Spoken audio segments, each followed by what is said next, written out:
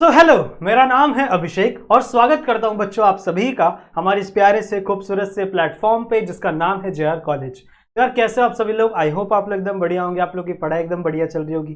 ठीक है, तो जैसा कि आपको पता है बच्चों, हमने हमारे कुछ लेक्चर्स से कुछ समय से हम लोगों ने शुरू किया हुआ है 12th केमिस्ट्री। सही है, काफ़ी सारे लेसन ऑलरेडी कंप्लीटेड है। I guess 6 lesson already completed है। तो अगर आपने नहीं देखा है तो प्लेलिस्ट जरूर से चेक करना। आप लोग लेसन्स नहीं पढ़े होंगे तो ज़रूर से पढ़ लो उन लेसन्स को। सही है, आपका बोर्ड भी काफ़ी नज़दीक आने वाला है, धीरे धीरे टाइम कम होते जा रहा है। सही है, फेब में आपकी एग्ज़ाम होने वाली है, तो अपने आप को वेल प्रिपेयर रखो। जितनी भी चीज़ें मैं आप लोग को बता रहा हूँ वो चीज़ पढ़ो, कुछ चीज़ छूट जाती है वो भी पढ़ो। ठीक है, ऐसा तो नहीं है ना कि मैं भगवान हूँ कि मैं सब कुछ आपको बता दूंगा जो एग्ज़ाम में आ जाएगा। मैं भी एक इंसान हूँ, मुझसे भी कोई चीज़ रह जाती होगी, छूट जाती होगी, तो बच्चों बड़ा भाई समझ के माफ़ कर दो और उन चीज़ों को भी पढ़ो। सही बात है, ठीक है। बाकी बच्चों मैं आप लोग के लिए पूरी मेहनत कर रहा हूँ, जितना भी मुझसे हो सकता है मैं हर एक लेक्चर आप लोग के लिए रिकॉर्ड कर रहा हूँ। जो जो लेसन्स की डिमांड आप लोग की तरफ से आती है वो लेसन्स मैं आप लोग को पढ़ाना शुरू कर देता हूँ। सही बात है। तो लास्ट बच्चों कुछ लेक्चर्स है, मेरे को डिमांड्स आई थी कि थर्मोडायनेमिक्स शुरू करिए सर, तो बच्चों हम लोगों ने शुरू कर दिया था thermodynamics and this is a lecture number 9। 9वां लेक्चर चल रहा है। मतलब देखो वैसे तो बहुत बड़ा लेसन है, पर मैं ट्राई कर रहा हूं उसको थोड़ा फास्ट पेज में खत्म करने की, क्योंकि एग्जाम्स आपके नजदीक है और हर एक चीज कवर कर रहा हूं। ऐसा भी नहीं कि मैं कोई चीज छोड़ दे रहा हूं, नहीं, हर एक चीज कवर कर रहा हूं। ठीक है, इसीलिए लेक्चर्स थोड़े ज्यादा बन रहे हैं, थोड़े बड़े बन रहे हैं, तो आप लोग ध्यान से देखिए। अगर स्लो लगता है आप लोग को तो आप 1.5x की स्पीड पे भी देख सकते हैं, कोई दिक्कत की बात नहीं है, पर लेक्चर को देखिए जरूर से बच्चों। सही है, इससे आपके क्या होंगे, डाउट्स क्लियर होंगे, आपके कंसेप्ट क्लियर होंगे। सही है, जो आपकी कंसेप्ट है वो आपको समझ में आएगा और इसे आप अप्लाई कर सकते हो, क्योंकि अब आपका जो एग्जाम पेपर है, जो क्वेश्चन पेपर है, वो ज्यादातर एप्लीकेशन बेस्ड की तरफ शिफ्ट होता जा रहा है ना। पहले होता था, हमारे टाइम पे होता था जब हम लोग छोटे थे, तो उस टाइम पे होता था कि आपको आंसर रटने हैं और रट के आराम से लिख देना है। ठीक है, आंसर याद करो लिख दो। पर अभी थोड़ा ज्यादा क्वेश्चन पेपर एप्लीकेशन बेस्ड होता जा रहा है। सही है, तो आप लोग को समझना पड़ेगा कैसे अप्लाई करना है कंसेप्ट को, वो समझना पड़ेगा। सही है, बाकी के मेरे बायोलॉजी के लेक्चर्स वीडियोस अवेलेबल है पूरे के पूरे, और संजीव सर के फिजिक्स के लेक्चर और नौशाद सर के मैथ्स के लेक्चर, ठीक है, तो वो भी अवेलेबल है प्लेलिस्ट में कंप्लीट, सारे के सारे bio physics maths complete available है। केमिस्ट्री आप लोग को लास्ट ईयर नहीं पढ़ाया था, इसलिए केमिस्ट्री आप लोग को इस ईयर हम लोग दे रहे हैं। सही है, चलेगा। सो बच्चों स्टार्ट करते हैं ज्यादा समय वेस्ट ना किए बिना। आज का ये लेक्चर नंबर 9 है। आज हम लोग थोड़ा सा रोशनी डालने वाले हैं बच्चों थर्मोकेमिस्ट्री के बारे में। थर्मोकेमिस्ट्री क्या होती है इसको थोड़ा सा हम लोग जानेंगे, साथ ही साथ लास्ट वाले लेक्चर में कुछ चीजें रह गई थी। ठीक है, हम लोग ने phase transfer, enthalpy of phase transfer पढ़ रहे थे ना, जिसमें हम लोग बता रहे थे कि भैया अगर लिक्विड से सॉलिड से लिक्विड बनेगा तो कैसे एंथैल्पी चेंज होगी, जब आपका लिक्विड से गैस बनेगा तो कैसे एंथैल्पी चेंज होगी, जो सॉलिड से डायरेक्टली गैस में कन्वर्ट हो गया तब कैसे एंथैल्पी चेंज होगी, जैसे सब्लिमेशन बोल रहे थे ना हम लोग। सही है, तो कई सारी चीजें हम लोगों ने लास्ट वाले लेक्चर में कवर की थी, उसका ही सेकंड पार्ट बच्चों, इसको समझ लो। इसमें हम लोग और भी फेज ट्रांसफर को हम लोग समझेंगे, बट मॉलिक्यूल्स और एटम्स के लेवल पे। साथ ही साथ हम लोग कूदेंगे थर्मोकेमिस्ट्री के ऊपर। थर्मोकेमिस्ट्री क्या होती है, कुछ रिएक्शंस हम लोग समझेंगे, रिएक्शंस में कौन कौन से इक्वेशन हम लोग पढ़ने वाले हैं। सही है, और मैं आपको इक्वेशन देने वाला हूं आज लेक्चर में, वो बहुत इंपॉर्टेंट इक्वेशन है। उस इक्वेशन को आपको पूरे लेसन में याद रखना है, बहुत सारे न्यूमेरिकल्स उस इक्वेशन के ऊपर पूछे जाते हैं। सही है, और अलग अलग टॉपिक्स में भी कई बार वो इक्वेशन आपके काम आएगा। सो आज का लेक्चर काफी ज्यादा इंपॉर्टेंट होने वाला है। सही है, एक और बात आप लोग को बता दूं, अगर आपने हमारे ऐप को डाउनलोड नहीं किया है तो इस ऐप को जरूर से डाउनलोड कर ले अपने फोन में, और यदि आपको कोई भी डाउट होता है तो आप मेरे इंस्टाग्राम पे आकर मुझे अपने डाउट पूछ सकते हैं। अपने डाउट को अपने मन में मत रखना, क्या पता वही डाउट आपका क्वेश्चन बन के आपके बोर्ड में आ जाए, तो अपने डाउट को क्लियर करवाते चलो। अगर आपके पास कोई नहीं होगा तो आप मुझे मैसेज कर, चलेगा। आगे बढ़े, चलो आज आगे बढ़े, मतलब शुरू करते हैं लेक्चर को। बच्चों आज हमें लेक्चर को शुरू करना है हमारे लास्ट वाले टॉपिक से। लास्ट में मैंने आप लोगों को फेज ट्रांसफर एंथैल्पी के बारे में पढ़ाना शुरू किया था और उसी को कंटिन्यू करेंगे हम लोग। आज हम लोग देखेंगे enthalpy for atom molecule change. मतलब अगर आपका एटम चेंज हो रहा है, अगर एटम के अंदर से कोई इलेक्ट्रॉन रिमूव हो रहे हैं, अगर आपका कोई मॉलिक्यूल एटम में कन्वर्ट हो रहा है, अगर आपका कोई 1 मोल ऑफ मॉलिक्यूल का आप सोल्यूशन बना रहे हो, समझ रहे हो, तो इस कंडीशन में आपकी एंथैल्पी कैसे चेंज होगी या आपकी एंथैल्पी कैसे यूज होगी, यू कैन से दैट। सही है, तो हम लोगों को पढ़ना है बच्चों एंथैल्पी फॉर द एटॉमिक और मॉलिक्यूलर चेंज। जब आपका एटम चेंज होगा या मॉलिक्यूल चेंज होगा, इन दैट सिनेरियो आपको क्या समझना है कि आपकी एंथैल्पी किस तरीके से एक्ट करती है, ठीक है, आपकी एंथैल्पी उस समय पर किस तरीके से एक्ट करती है, ये आपको बच्चों आज के इस लेक्चर में समझना है, ठीक है। कौन कौन से, देखो तीन प्रकार के हमें चीजें पढ़नी, तीन प्रकार की एंथैल्पी हमें देखनी है। सबसे पहला आपको समझना है एंथैल्पी ऑफ आयोनाइजेशन, ठीक है, नाम पहले समझ लो फिर आपको इसका मीनिंग समझाऊंगा। पहला है एंथैल्पी ऑफ आयोनाइजेशन, फिर दूसरा है एंथैल्पी ऑफ एटोमाइजेशन एंड तीसरा है एंथैल्पी ऑफ सॉल्यूशन। अब इनके नाम से ही आधी चीज तो हमको इनके नाम से समझ में आ गई। इनके नाम से हमको समझ में आ रहा है बच्चों कि यहाँ पे आयोनाइजेशन लिखा हुआ है, यानी कहीं आयोनाइजेशन का मतलब क्या होता है, formation of ions, formation of ions. Ions क्या होते हैं, दो प्रकार के आयन होते हैं, एक आपका पॉजिटिव, एक आपका नेगेटिव। पॉजिटिव वाले को हम कैटायन कहते हैं और नेगेटिव वाले को हम अनायन कहते हैं, सही बात है ना। सो आयोनाइजेशन से हमको क्या समझ में आ रहा है, आयोनाइजेशन का सिंपल सा मीनिंग हो सकता है ये कि आपके आयंस का फॉर्मेशन हो रहा हो, ठीक है। इन दिस कंसेप्ट क्या हो रहा हो बच्चा, आपके आयंस का फॉर्मेशन हो रहा हो, सिंपल सा ये मीनिंग होता है आयोनाइजेशन का। समझेंगे इसको भी, ध्यान से सुनो, मीनिंग समझ लो पहले वर्ड्स का। एटोमाइजेशन, अब देखो आयोनाइजेशन मतलब होता है आयंस का फॉर्मेशन, आयोनाइजेशन मतलब क्या होता है, आयंस का फॉर्मेशन। तो एटोमाइजेशन मतलब क्या होगा, formation of atom, formation of atom मतलब एटम बनने में बच्चों कितने अमाउंट ऑफ एनर्जी लगती है, क्या एंथैल्पी लगती है, that we are going to discuss in our second topic, that is nothing but our enthalpy of atomisation. Clear है। नेक्स्ट क्या है बच्चों, enthalpy of solution. Now what is mean by solution. अगर आप लोगों ने सॉल्यूशन वाला चैप्टर देखा है, जिन बच्चों ने भी मेरा सॉल्यूशन वाला चैप्टर देखा है, उसमें मैंने आपको एक चीज पढ़ाई थी, और अगर आपने देखा होगा तो वो चीज तो आपको पक्का आती होगी कि सॉल्यूशन आपका दो चीजों से बना हुआ रहता है, एक होता है सॉल्यूट और एक होता है सॉल्वेंट। अगर नहीं भी पढ़ा तो भी लेसन ये चीज पता होगी आप लोग को कि बच्चों आपका जो सॉल्यूशन है वो दो चीजों से बना हुआ है, एक है आपका सॉल्यूट और दूसरा है आपका सॉल्वेंट। तो जब आप सॉल्यूट को सॉल्वेंट में मिक्स करोगे, ठीक है, जब आप सॉल्यूट को सॉल्वेंट के अंदर मिक्स करते हो तो उससे क्या फॉर्म होता है, सॉल्यूशन फॉर्म होता है। और उसमें क्या एनर्जी लगती है, बिल्कुल लगती है। कभी कभी ऐसा होता है कि एंथैल्पी मतलब हीट बाहर निकल रही है, एनर्जी बाहर निकल रही है। कभी कभी ऐसा होता है कि एनर्जी एक्सेप्ट हो रही है, बाहर से ली जा रही है, ठीक है। जैसे मैं आपको एग्जांपल दूं, अगर आप सोडियम हाइड्रोक्साइड यानी NaOH, ठीक है, NaOH के ना छोटे छोटे पैलेट्स आते हैं, इतने छोटे छोटे मॉलिक्यूल्स रहते हैं NaOH के। तो अगर आप NaOH को पानी में डिसॉल्व करोगे ना, NaOH क्या है, सॉल्यूट, सॉलिड आपका सॉल्यूट है। जब उसको आप पानी में डिसॉल्व करोगे तो आपका सॉल्यूशन बनेगा, NaOH का सॉल्यूशन बनेगा। उसे हम लोग क्या बोलते हैं, एक्वस NaOH सॉल्यूशन, उसको हम लोग बोलते हैं एक्वस NaOH सॉल्यूशन, और यू कैन से डाइल्यूटेड NaOH सॉल्यूशन, सही है। पर जब आप उसको मिक्स करोगे ना, जब आप एक्चुअल में थियोरी मतलब प्रैक्टिकल ये चीज करोगे वहां पे जाके, तब आपको फील होगा कि जब आप वो सॉल्यूशन बना रहे थे ना, तो वो सॉल्यूशन बहुत ज्यादा गर्म हो गया था, बहुत ज्यादा हीट हो गया था। इतना हीट हो जाता है कि आप उसको पकड़ नहीं सकते, समझ रहे हो, इतना गर्म हो जाता है। जैसे मम्मी ने अभी चाय वाय छान के दिया आपको और आप उस चाय को नीचे से पकड़ लो, इतना गर्म हो जाता है, यू कैन इमेजिन, इतना गर्म हो जाता है सिर्फ नॉर्मल पानी में। कोई ऐसा नहीं कि मैं वार्म वाटर ले रहा हूं, नहीं, नॉर्मल पानी में अगर आप NaOH डाल दोगे तो, कॉस्टिक डाल दोगे तो, समझ रहे हो। तो इसका मतलब क्या है, इतना ज्यादा हीट हो रहा है, मतलब अपने बॉडी के अंदर से वो हीट क्या कर रहा है बच्चों, बाहर निकाल रहा है। तो अगर उसके बॉडी से हीट बाहर निकल रही है तो चेंज ऑफ एंथैल्पी है, बिल्कुल है, एंथैल्पी चेंज हुई है, बिल्कुल हुई है। मतलब वहां से कुछ अमाउंट ऑफ एनर्जी जरूर से वहां से रिमूव हो रही है, दैट्स वाई वो क्या है बच्चों, हीट ऑफ दैट्स वाई क्या है बच्चों, वो चेंज ऑफ एंथैल्पी है। और ये चेंज ऑफ एंथैल्पी कहां देखने के लिए मिली बच्चों, जब हम लोग क्या बनाया, सॉल्यूशन का फॉर्मेशन किया। सो इसी चीज को हम लोग क्या कहेंगे, एंथैल्पी ऑफ सॉल्यूशन। इसका स्क्रीनशॉट ले लो इतने टॉपिक का। आई होप आप लोगों को यहां तक बातें तो समझ में आ रही होंगी, समझ में आ गया, ठीक है, समझ में आ गया, यहां तक चीजें क्लियर है।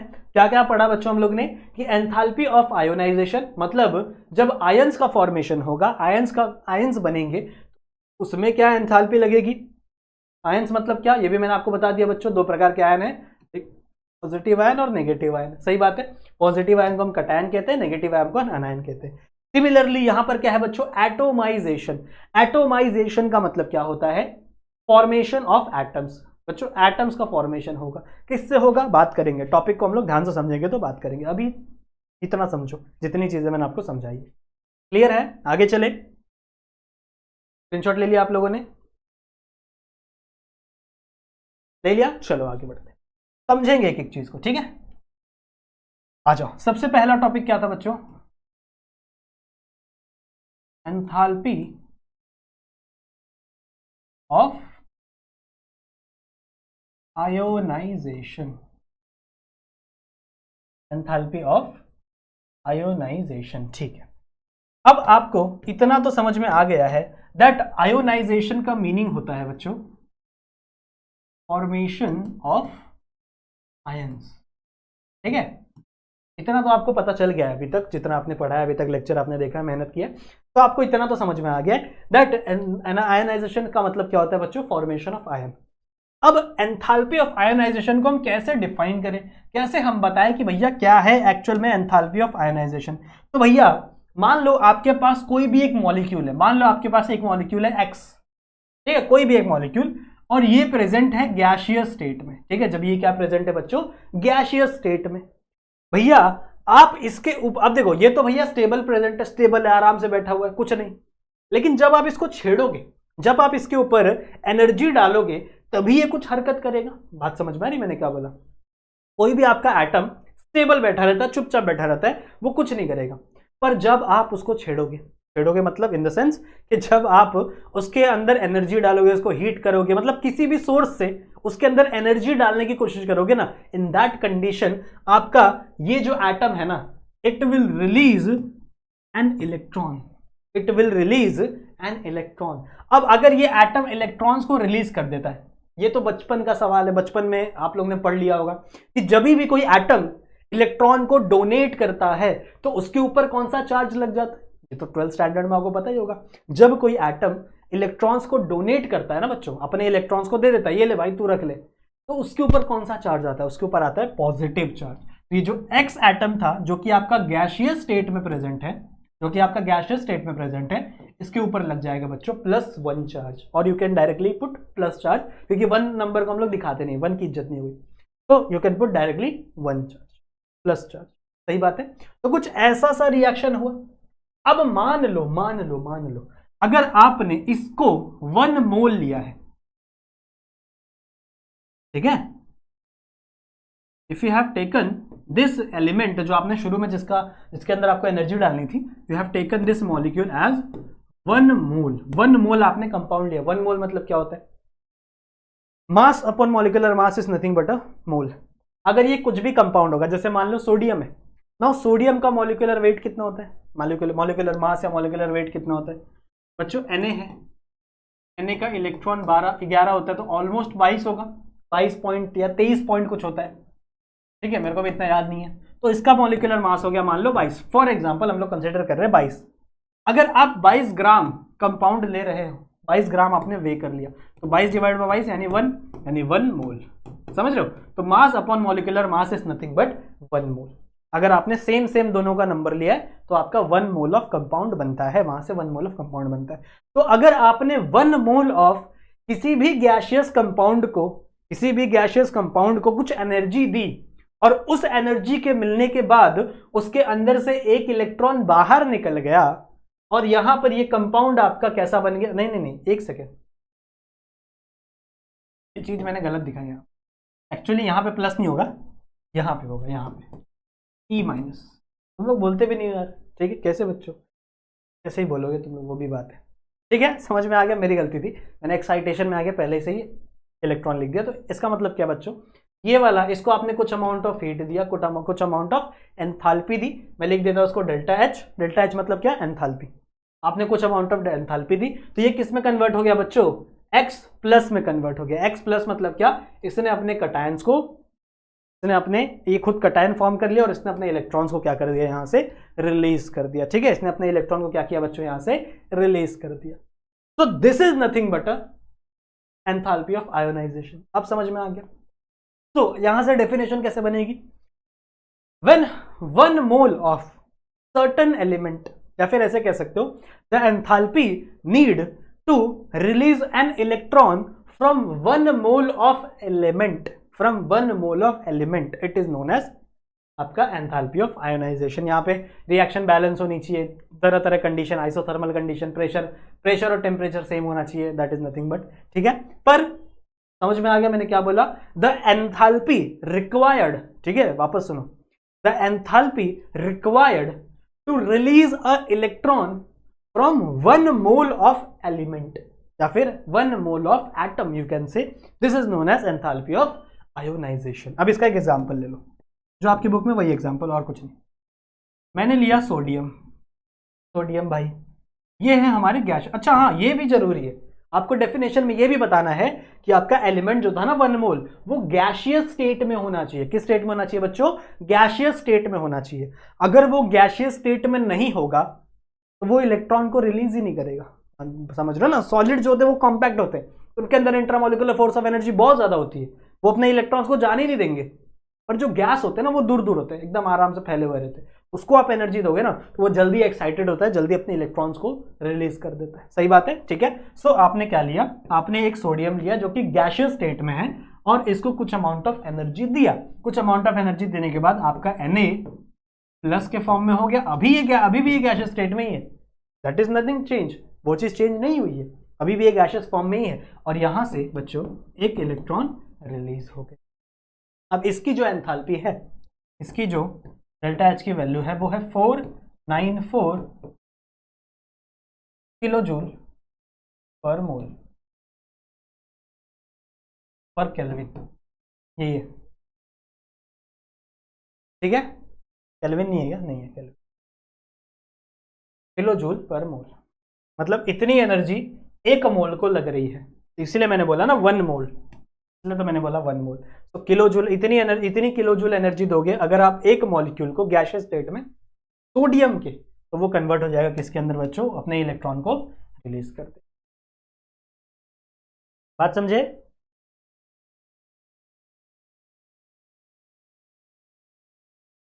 समझ में आ गई बात? बात समझ में आ गई।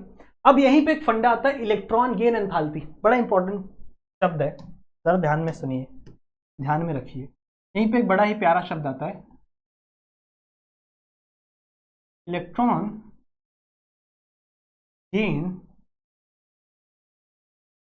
एंथैल्पी। ना ये भी एंथैल्पी है, सही बात है। इसमें भी इलेक्ट्रॉन के साथ खेल हो रहा है, सही बात है, ये भी सही बात है। लास्ट वाले में क्या किया था हम लोग? एंथैल्पी ऑफ आयोनाइजेशन में क्या किया था? हम लोगों ने इलेक्ट्रॉन्स को रिलीज करवाया था, ठीक है। हम लोगों ने कुछ अमाउंट ऑफ एनर्जी उसको दी, बोले ये ले भाई एनर्जी, और हम वो जिस एनर्जी को एब्जॉर्ब करके आपका एटम क्या हुआ? एक्साइटेड हुआ। एक्साइटेड होने के बाद उसके इलेक्ट्रॉन्स एक्साइटेड हुए, एक्साइटेड होने के बाद उसका इलेक्ट्रॉन वहां से बाहर आ गया, सही है, और उसके ऊपर पॉजिटिव चार्ज लग गया, वहां पे वो कैटायन बन गया था। अब एक और शब्द आता है, जैसे मैंने तुमको कहा, electron gain enthalpy. Electron gain enthalpy का मतलब होता है बच्चों, देखो यहां पे एक वर्ड दिया हुआ है गेन। इस गेन वर्ड पे जरा सा ध्यान डालिए, थोड़ा सा वजन डालिए।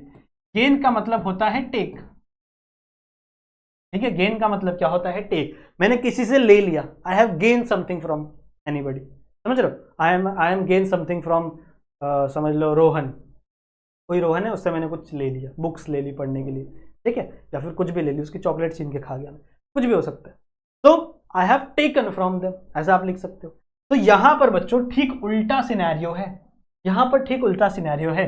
जो आपका एटम है प्रेजेंट है गैसियस स्टेट में, and it will takes up an electron, जो मैंने लास्ट वाला लिख दिया था ना गलती से, वही it will takes up an electron. ये क्या करेगा बच्चों? इलेक्ट्रॉन को एक्सेप्ट करेगा, इलेक्ट्रॉन को एक्सेप्ट करेगा। लास्ट वाला क्या कर रहा था? इलेक्ट्रॉन को डोनेट कर देता था, but it will accept an electron under certain enthalpy and forms अनायन।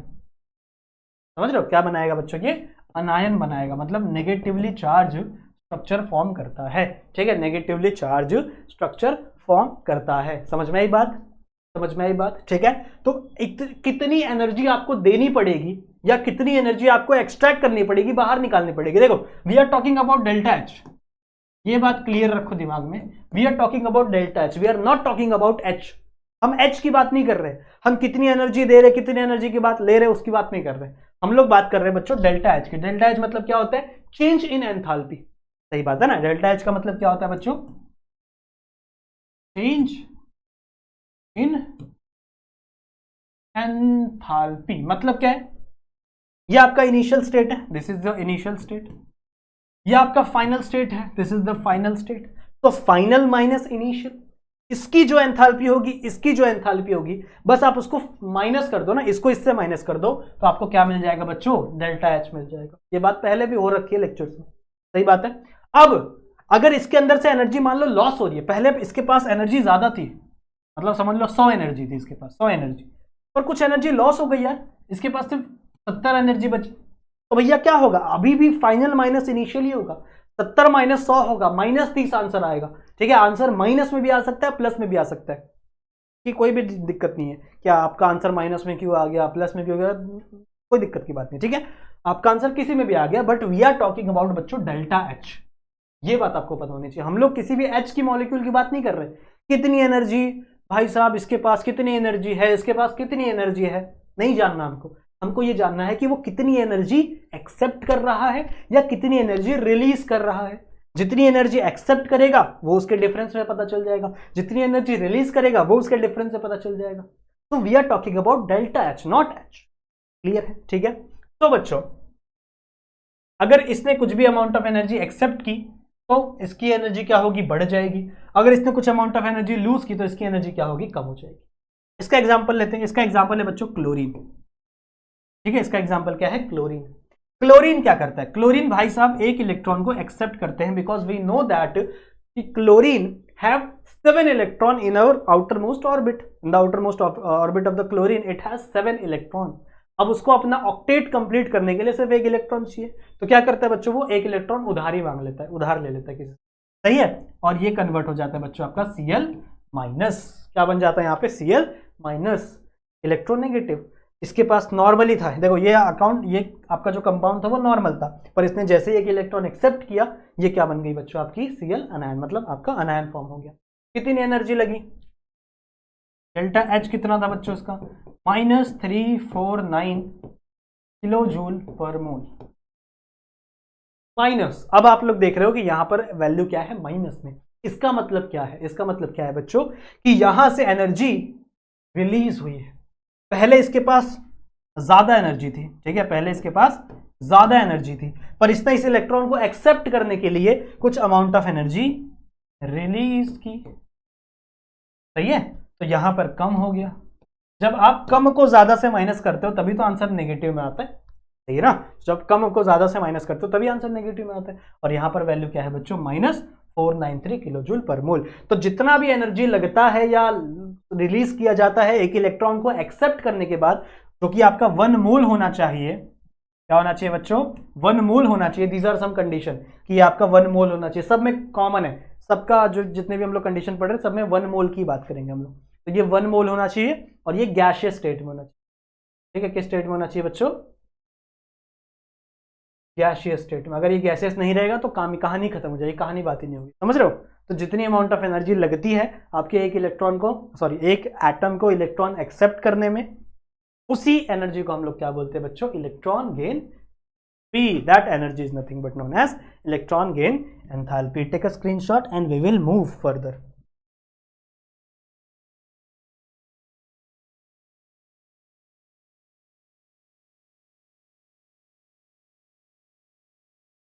हो गया, डन, लेट्स मूव। अगला कौन सा था, चलो ये वाला तो हो गया, ये खिचपिच हो गई यार यहाँ पे, कोई बात नहीं, चलो ये वाला बच्चों हमारा डन है। Let's talk about this, enthalpy of atomisation. Second, enthalpy of atomisation.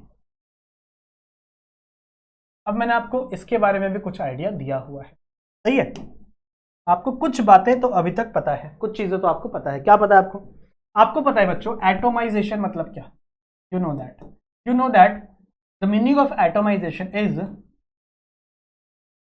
Formation of atoms. Atoms के फॉर्मेशन को हम लोग क्या कहते हैं बच्चों, एटोमाइजेशन कहते हैं। ठीक है, एटम्स के फॉर्मेशन को हम लोग क्या कहते हैं, एटोमाइजेशन कहते हैं। इससे फॉर्म होगा एटम, मॉलिक्यूल से, सही बात है, बिल्कुल सही बात। जैसे मान लो आपका कोई भी एक मॉलिक्यूल है, एक्स ले रहा हूं मैं, एग्जांपल ले रहा हूं, अगर मान लो ये X2 के फॉर्म में प्रेजेंट है, ठीक है, X2 के फॉर्म में प्रेजेंट है, तो भैया मैंने इसको कुछ अमाउंट ऑफ एनर्जी दी, मैंने इसको कुछ अमाउंट ऑफ एनर्जी दी, और जिससे क्या हो गया, इसका x और इसका x दोनों क्या हो गया, अलग अलग हो गया। इसके x और x क्या हो गया बच्चों, दोनों अलग अलग। एग्जाम्पल लेते हैं हम लोग, चलो एग्जाम्पल ज्यादा अच्छे समझ में आएगा शायद मेरे हिसाब से। Let's take an example. Suppose that I have chlorine. अब सबको पता है बच्चों, क्लोरीन हमेशा गैस में प्रेजेंट रहता है, सही बात है, और क्लोरीन हमेशा दो मॉलिक्यूल्स के साथ में प्रेजेंट रहता है। क्लोरीन के दो मॉलिक्यूल्स हमेशा साथ में प्रेजेंट रहते हैं, और वो अपना क्या बोलते हैं उसको, कोवेलेंट बॉन्ड बनाते हैं, सही बात है। तो साथ में रहते हैं, कोवेलेंट बॉन्ड बनाते हैं, खुश रहते हैं। पर अगर मान लो मैंने इसके अंदर एनर्जी डाली, अब देखो यहां पर बात आ रही है, अगर आपको किसी भी बॉन्ड को तोड़ना है, if you want to break a bond, आगे हम लोग पढ़ेंगे, बॉन्ड एनर्जी भी आएगा लेसन में, ठीक है। लेकिन अगर आपको किसी भी बॉन्ड को तोड़ना है तो यू नीड एनर्जी, आपको एनर्जी देनी पड़ेगी, आपको एनर्जी लेनी नहीं पड़ेगी, आपको एनर्जी क्या करनी पड़ेगी बच्चों, देनी पड़ेगी उसको। तो इसके अंदर बच्चों एनर्जी एब्जॉर्ब होगी, तो सिंपल सी बात है, जो आपका आंसर होगा वो प्लस में आएगा, क्योंकि इसमें एनर्जी कम है, एब्जॉर्ब होगी तो एनर्जी बढ़ेगी। तो इट विल ब्रेक्स अप, आपका जो क्लोरीन है Cl2 मॉलिक्यूल है, it will breaks up into 2 ClCl atom, ठीक है। दो अलग अलग एटम्स का फॉर्मेशन हो गया एक मॉलिक्यूल से, ठीक है, एक मॉलिक्यूल से दो अलग अलग एटम्स का फॉर्मेशन हो रहा है, एटम का फॉर्मेशन हो रहा है, ठीक है। तो इसी चीज को हम लोग बोलते हैं बच्चों फॉर्मेशन ऑफ एटम, और यू कैन से एटोमाइजेशन। अब इसमें कितनी एनर्जी लगी, that is nothing but enthalpy. तो कितनी एनर्जी लगती है बच्चों, पर मोल की बात कर रहा हूं, डेल्टा एच कितना होता है इसका, कितना होता है 242 किलो जूल पर मोल, ठीक है, 242 किलो जूल पर। तो इससे हमको क्या समझ में आया कि अगर आपने एक मोल ऑफ Cl2 लिया इन गैसियस स्टेट और उसको कुछ अमाउंट ऑफ एनर्जी दी, द एनर्जी और you can say the enthalpy required to break an atom और you can say break an element into is atomic form, और आप atom के आगे ये भी लगाओ 1 mole of element into it atomic form in gaseous state, that enthalpy is nothing but enthalpy of atomization। उसी enthalpy को हम लोग बच्चों एंथैल्पी ऑफ एटोमाइजेशन कहते हैं। जैसे यहाँ पे लिखा हुआ डेल्टा एच का वैल्यू क्या है 242, ये आपको याद रखना पड़ेगा, क्या करें 242 किलो जूल पर। ऐसा एक और एग्जांपल दिया हुआ आपके बुक में, मोल को हटाओ, मोल जरूरी है वैसे, ऊपर लिखो। मान लो आपने लिया बच्चों 1 mole of CH4। What is CH4 मेरे ऑर्गेनिक के बच्चों, मीथेन, सही है CH4। आपने इस CH4 को ब्रेक किया, कुछ एनर्जी डाली, कुछ अमाउंट ऑफ एनर्जी डाली और आपने इसको ब्रेक किया। नाउ यू कैन सी यहां पर बच्चों Cl में एक ही बॉन्ड था, तो इसको ब्रेक करने के लिए कम एनर्जी लगेगी। इसमें कितने बॉन्ड, 1 2 3 4, इट हैज 4 बॉन्ड्स। कितने बॉन्ड्स है बच्चों, 4 बॉन्ड है। तो 4 बॉन्ड को तोड़ने के लिए उतनी ज्यादा एनर्जी भी तो लगेगी, तो इसीलिए इसका एनर्जी थोड़ा ज्यादा होता है, पढ़ेंगे हम लोग। देखो, तो जब आपका CH4 मॉलिक्यूल ब्रेक होता है, जब आप इसको कुछ अमाउंट ऑफ एनर्जी दोगे, एंथैल्पी दोगे, तो ये क्या होगा बच्चों, ये मॉलिक्यूल ब्रेक हो जाएगा।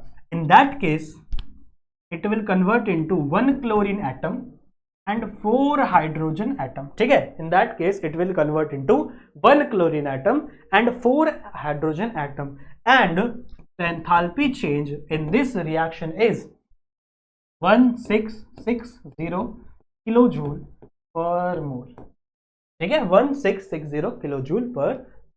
समझ में आई बात, ठीक है। सो ये है आपका एग्जांपल किसका, एंथैल्पी ऑफ एटोमाइजेशन, जहां पे हम क्या फॉर्म कर रहे थे, एटम्स का फॉर्म कर रहे थे, एटम्स को फॉर्म कर रहे थे किससे, एलिमेंट से। एलिमेंट कैसे होनी चाहिए, गैसियस स्टेट में। कितना होना चाहिए, 1 मोल। तो ये सब कुछ आपको अपनी डेफिनेशन में वाइंड अप करना है, आप अपनी इंग्लिश के हिसाब से लिख सकते हो, कोई भी आपकी डेफिनेशन को रॉन्ग नहीं करेगा, बस मैंने आपको चीजें समझा। Screenshot low.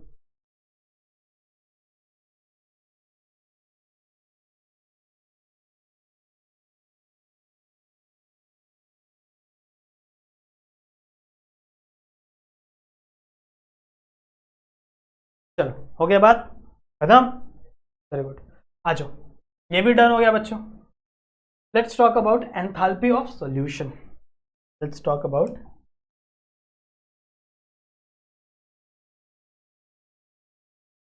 Enthalpy of solution. अब देखो इसके बारे में क्या क्या पता है आपको, इसके बारे में क्या क्या पता है? You know what is mean by solution? Yes I know sir. Solution दो चीजों का मिक्सचर है, सॉल्यूट प्लस सॉल्वेंट। सही है? जब आप सॉल्यूट को सॉल्वेंट में मिक्स करते हो तो क्या बनता है बच्चों? सॉल्यूशन बनता है। सही बात है, सिंपल सी बात है। कुछ गया आपका यार, चलो कोई बात नहीं। तो मान लो बच्चों मैंने कुछ एक सॉल्यूट लिया, I have taken a solute, और कितना सॉल्यूट लेना है मुझे? मुझे लेना है बच्चों 1 मोल। कितना? 1 मोल। और इस सॉल्यूट को मैंने सर्टन अमाउंट ऑफ सॉल्वेंट में डिसॉल्व किया।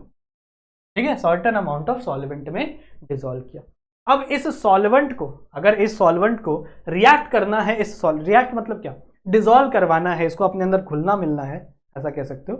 तो it needs some energy. Simple सी बात है ना, इसको कुछ ना कुछ एनर्जी क्या करनी पड़ेगी? लेने पड़ेगी। बाहर से ले लो या फिर कोई बर्नर से ले लो, किसी गैस से ले लो, मतलब इसको कहीं ना कहीं से बच्चों एनर्जी को लेना पड़ेगा, तभी जाकर क्या होगा? इसका सॉल्यूशन बनेगा। तो जब ये मिलेंगे तो क्या फॉर्म होगा बच्चों? सॉल्यूशन फॉर्म होगा। In that case it will require certain amount of delta H, यानी चेंज इन एनर्जी एंथैल्पी। कुछ अमाउंट ऑफ इसको क्या लगेगी बच्चों? एंथैल्पी लगेगी सॉल्यूशन फॉर्मेशन में। कैसे फॉर्म हुआ सॉल्यूशन? सॉल्यूट और सॉल्वेंट। सॉल्वेंट कुछ स्पेसिफिक अमाउंट हो सकता है, लेकिन सॉल्यूट आपका 1 मोल होना चाहिए। कितना होना चाहिए बच्चों? 1 मोल होना चाहिए। बात समझ में आई? एग्जाम्पल लो, NaCl, सोडियम क्लोराइड। जब आप इसको मिक्स करोगे वाटर के अंदर, H2O लिख दो यार, ठीक है। जब इसको आप मिक्स करोगे किसके अंदर? वाटर के अंदर, तो क्या बन जाएगा? Aqueous NaCl। ठीक है, क्या बन जाएगा? Aqueous NaCl। क्यों बना बच्चों? इट विल रिक्वायर्ड, कितना एनर्जी लगा? It will required 4 kilo joules of energy, 4 kilo joules per mole. इसीलिए आप लोग ने देखा होगा कि जब आप नमक और पानी को मिलाते हो ना, तो पानी हल्का सा ठंडा हो जाता है। देखना कभी, जब आप पानी और नमक को मिलाते हो ना, तो पानी का नॉर्मल टेम्परेचर पहले देखना, और उसके बाद हल्का सा ठंडा हो जाता है। क्यों? बिकॉज इट नीड्स एनर्जी, बाहर से एनर्जी चाहिए उसको। स्क्रीनशॉट ले लो।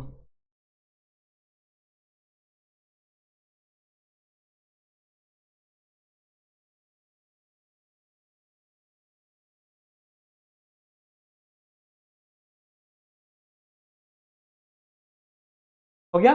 चले आगे। ओके, तो बच्चों हम लोगों ने इन तीनों को पढ़ लिया, इन तीनों को समझ में आ गया बिल्कुल से। अब बढ़ते हैं आगे की तरफ।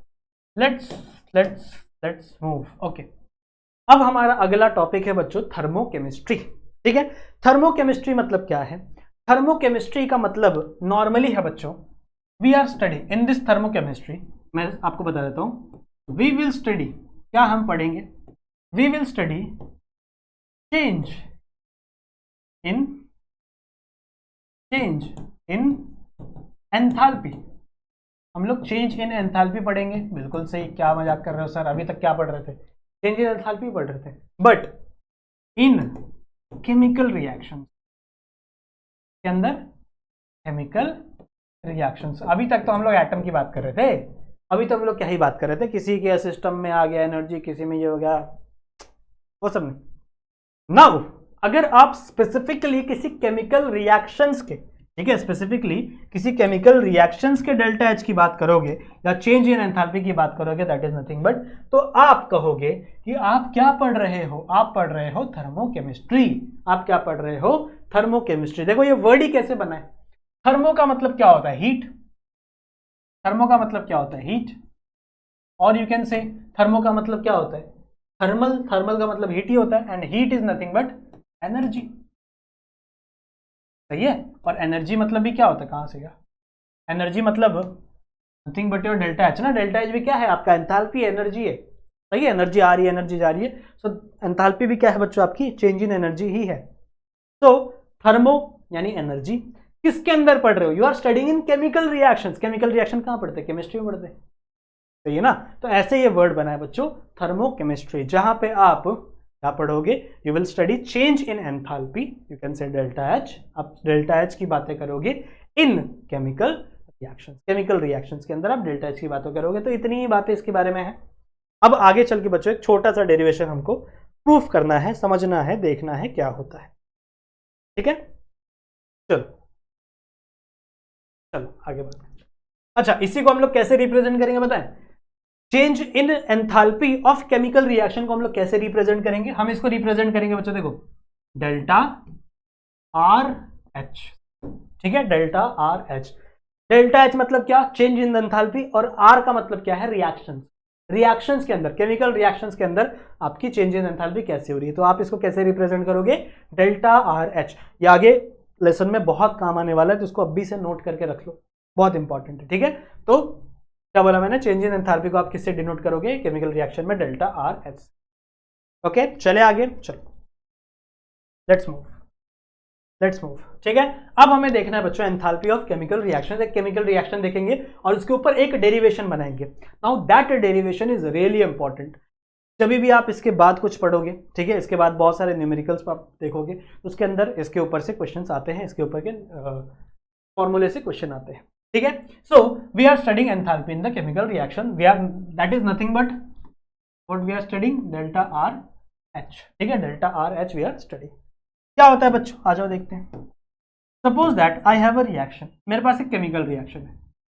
Consider a reaction, consider a reaction. क्या है?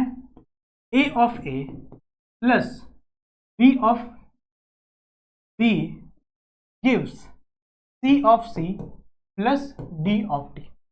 सपोज दैट ये एक केमिकल रिएक्शन है, I name it chemical reaction number 1। क्या है ये आगे के नंबर क्या है? ये रिएक्शन क्या है? देखो इसका ये जो A है ना, ये क्या रिप्रेजेंट करता है बच्चों? एलिमेंट को, इट रिप्रेजेंट्स एलिमेंट। ठीक है, जैसे मान लो आपका सोडियम है तो Na की जगह A लिख सकते हो, इस A की जगह Na लिख सकते हो। ठीक है, ओके, कहा था? हाँ, तो इस A की जगह आप कोई भी एलिमेंट को दे सकते हो, जैसे Na प्लस Cl, तो Na A plus B, that is nothing but ये वाला A रिप्रेजेंट कर रहा है।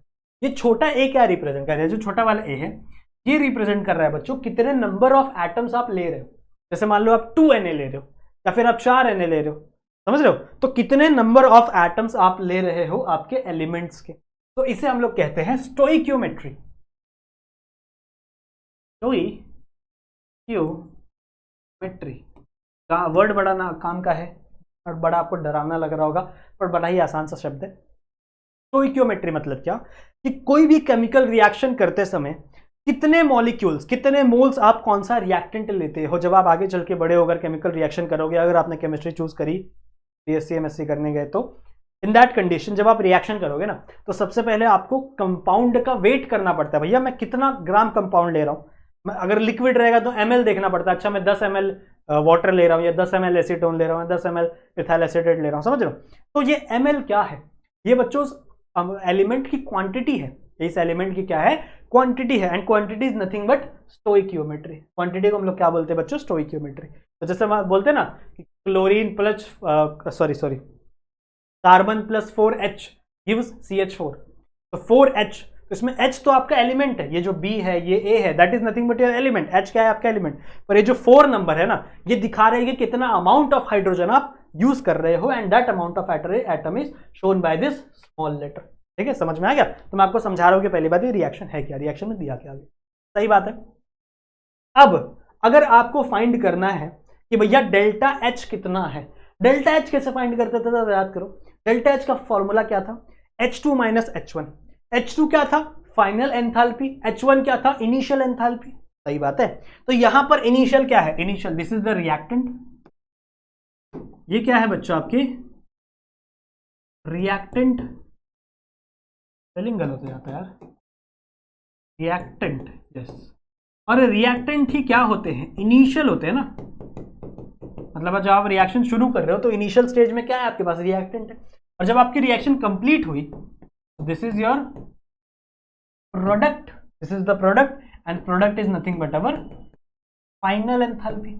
Now we are calculating delta H, भले डेल्टा आर एच है पर हम लोग डेल्टा एच ही फाइंड कर रहे हैं, मतलब final minus initial, the difference between the enthalpy of reactant and product. तो हम लोग फाइनल माइनस इनिशियल करेंगे, तो क्या मैं इसी को लिख सकता हूं, कैन आई राइट, ध्यान से देखो, कैन आई राइट कि delta R H is equal to, delta R H मतलब आपके रिएक्शन का डेल्टा एंथैल्पी, मैं लिख सकता हूं बच्चों enthalpy of product minus enthalpy of reactant.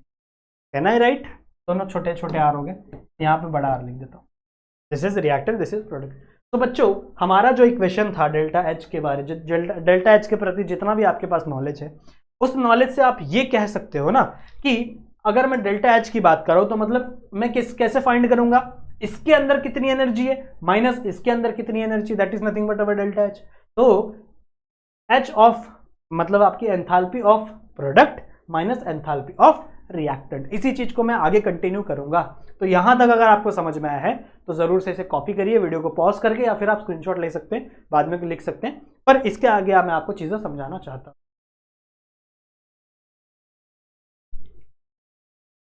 समझ में आ गया, चले आगे, चलो आगे बढ़ते हैं। वो रिएक्शन वापस लिख रहा हूं मैं, क्या था reaction, A of A plus B of B gives C of C plus D of D, ये रिएक्शन थी। और अभी मैंने आपको क्या समझाया, मैंने आपको समझाया बच्चों कि डेल्टा एच या फिर आप कह सकते हो delta R H is nothing but enthalpy of product minus enthalpy of reactant. अब अगर आप देखो तो प्रोडक्ट एक हो सकता है, प्रोडक्ट दो हो सकता है, प्रोडक्ट तीन हो सकते हैं, कितने भी प्रोडक्ट हो सकते हैं, तो आप किसको किससे माइनस करोगे, ये सवाल आता है। तो सवाल का जवाब ये है बच्चों कि प्रोडक्ट साइड में जितने भी कंपाउंड है, इसकी सबसे पहले देखो, मैं क्या बोलना चाहता था, हाँ सबसे पहले मैंने क्या बोला, थोड़ा कंफ्यूज हो गया मैं भी। क्या करना है बच्चों अपने को, इसको इससे माइनस करना है। अब आप सोचो किसको किससे माइनस किया जाए, तो आपको क्या करना पड़ेगा बच्चों, पहले प्रोडक्ट साइड में जितने भी आपके मॉलिक्यूल्स है, जैसे मान लो सी है, डी है, तो सबसे पहले आपको इनको ऐड करना पड़ेगा और फिर आपको माइनस करना पड़ेगा किससे, इन दोनों के एडिशन से। समझ में आई बात, ठीक है। जैसे मान लो फॉर एग्जांपल कि आपके पास ये है 3 + 2 गिव्स 2 + 6, ऐसा कुछ दिया हुआ है। तो मान लो this is the reactant, this is the product, तो आपको क्या करना है, प्रोडक्ट माइनस रिएक्टेंट करना है। अब आप ऐसा नहीं करोगे कि 2 को 2 से माइनस कर दो, 6 को 3 से माइनस कर दो, ये तरीका नहीं होगा। आप क्या करोगे बच्चों, पहले इसका एडिशन करोगे, इसका एडिशन क्या होगा 8, इसका एडिशन क्या होगा 5, तो इन दोनों के एडिशन का आपको क्या करना है, सब्सट्रैक्शन, दोनों का प्लस करो, उन दोनों क्या करना है आपको सब्सट्रैक्शन। तो that is nothing but we are doing here. समझे बबुआ,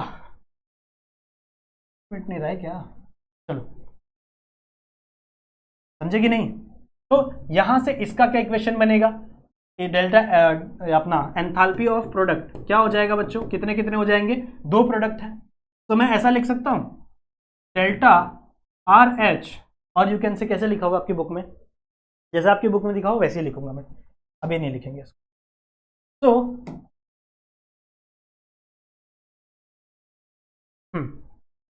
कैसा लिखा हुआ है, देखो आपकी बुक ने ऐसा लिखा है कि सी टाइम्स, मतलब जितना भी, ये देखो ये वाला मान लो 4 हो गया, 5 हो गया, 6, कुछ भी नंबर आ सकता है ना, कितने मॉलिक्यूल्स आप ले रहे हो, तो C times enthalpy of C, enthalpy of C कुछ होगी, plus D times enthalpy of D, ये हो गया आपका एचपी की वैल्यू, एचपी मतलब क्या है, एंथैल्पी ऑफ प्रोडक्ट। इसी तरीके से आप निकालोगे एंथैल्पी ऑफ रिएक्टेंट, इसको बड़े आर से लिख देते हैं यार, कंफ्यूज हो गए। क्या हो जाएगा बच्चों, ये A times enthalpy of A plus B times enthalpy of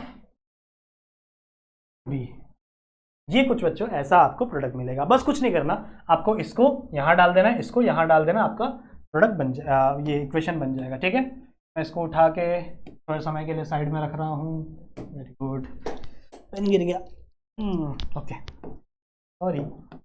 चलो तो इसका इक्वेशन बनाते हैं, डेल्टा आर एच का इक्वेशन बनाते हैं, क्या बन जाएगा बच्चों, delta H P, H P जगह हम लोग क्या लिखेंगे, सी ऑफ सी, मतलब सी ऑफ, दो पेन क्यों चल रहे हैं, C of H C plus D of H D, minus, देखो बीच में माइनस है, माइनस लगा दिया, minus A of HA plus B of H।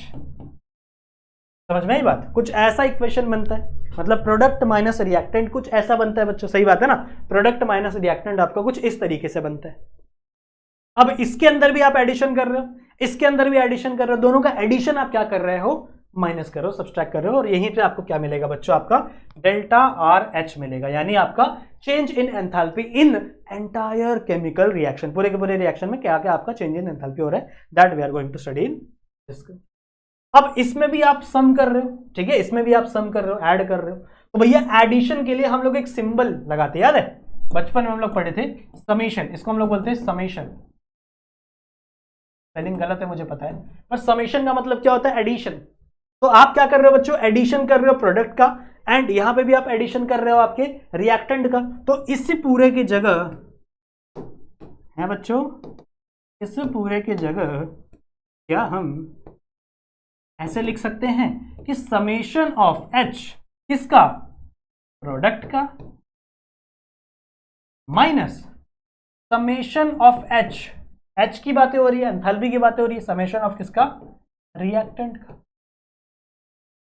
Can I right this? बिल्कुल। और यहां से बच्चों बनता है आपका बहुत इंपॉर्टेंट फॉर्मूला, ठीक है। इस फॉर्मूले को और मॉडिफाई करेंगे हम लोग आगे लेक्चर्स में, फ्यूचर के लेक्चर्स में इस फॉर्मूले को बहुत ज्यादा मॉडिफाई करेंगे हम लोग आगे चल के, पर अभी आई होप आप लोग को बेसिक चीज यहां तक समझ में आई होगी, ठीक है। स्क्रीनशॉट ले लीजिए इसका, ठीक है बच्चों, समझ में आ गया। अब इसके आगे का जो कंसेप्ट है एंडोथर्मिक, एक्सोथर्मिक क्या होता है, ठीक है, उसको हम लोग नेक्स्ट लेक्चर में देखेंगे, और उसके बाद हम लोग अपना स्टैंडर्ड वाला भी यूज करेंगे, स्टैंडर्ड एंथैल्पी क्या होती है वो भी हम लोग अगले लेक्चर से कंटिन्यू करेंगे।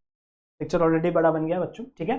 तो आई होप आप लोगों को इस लेक्चर में मजा आया होगा, जितनी भी चीजें मैंने आपको समझाई हैं, पढ़ाई हैं, सिखाई हैं, वो चीज़ आपको चीज़ें समझ में आई होंगी। वीडियो को लाइक जरूर से कर दें, चैनल पर नए हो तो चैनल को सब्सक्राइब जरूर से कर देना बच्चों। मैं मिलता हूँ आप सभी से एक नई वीडियो में, तब तक के लिए आप अपना ध्यान रखना and keep study. Bye bye.